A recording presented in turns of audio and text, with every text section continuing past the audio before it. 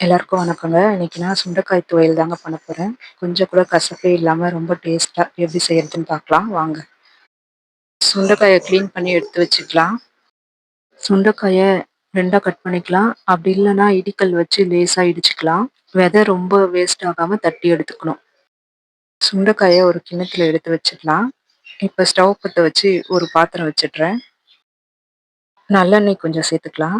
1 table spoon உளுத்தம் பருப்பு, 1 table spoon கடலை பருப்பு, ஒரு சின்ன துண்டு இஞ்சி, 5 சின்ன வெங்காயம், 5 பல் பூண்டு.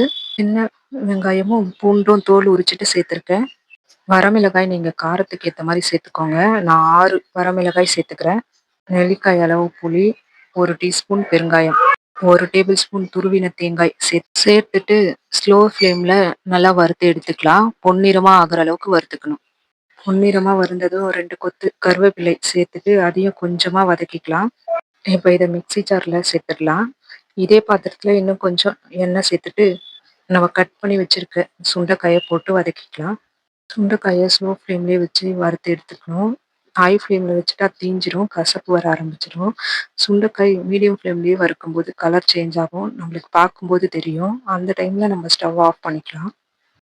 சுண்டைக்காய் கொஞ்சம் மாறுனதும் நம்ம ஏற்கனவே வறுத்து சேர்த்துருக்க அதே ஜார்ல சுண்டைக்காய சேர்த்துட்டு அரைச்சுக்கலாம். துவையல் ரொம்ப ஃபைன் பேஸ்ட்டா அரைக்கக்கூடாது. கொஞ்சம் கொர கொரன்னு அரைச்சுக்கலாம். தண்ணியே சேர்க்கக்கூடாதுங்க.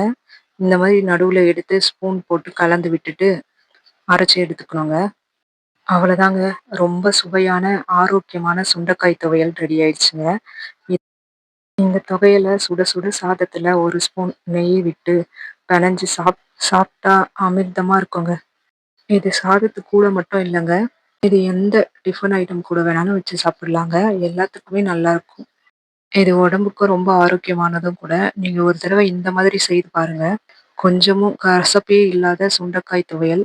இந்த ரெசிபி உங்களுக்கு பிடிச்சிருந்தா நம்ம சேனல சப்ஸ்கிரைப் பண்ணுங்க, சப்போர்ட் பண்ணுங்க. நன்றிங்க. அடுத்த ஒரு நல்ல ரெசிபியோட நான் உங்க எல்லாரையும் சந்திக்கிறேங்க.